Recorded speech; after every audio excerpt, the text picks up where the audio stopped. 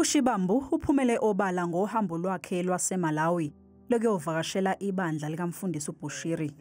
Izithombe zalolu hambo zisabalale ezinkundleni zokuxhumana, kanti le mfanekiso ayehlanga kahle ebantwini abaningi okubalwa kubo nosombusazwe, njengoba uBushiri engumsolwa okumele abuye ezobhekana namacala akhe kulelizwe.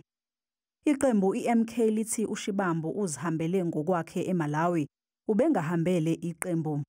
Ungqongqoshe wezobulungiswa uMamuloko Kubayi uthi uShibambu bekumele azi kangcono.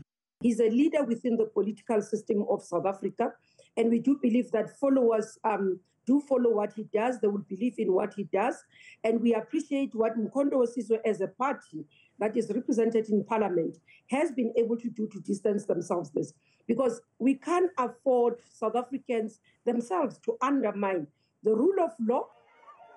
Ngo-2016, uBushiri wayebhekene namanye futhi amacala okubalwa kuwo inkohlakalo ukushushumbisa ngemali.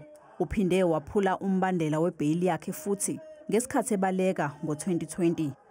Umnyango wezobulungiswa uthi uBushiri uzobuyiselwa kulelizwe ezobhekana namacala akhe. We're hoping that there's no much delay because we are almost at the end. We should be able to get him. I don't anticipate that the year will end without him coming to South Africa to face what the charges are. Nakuba uShibambu egxikiwe ngohambo lwakhe lokuyobona uBushiri, kepha akukho asakuphawulile ngalokhu.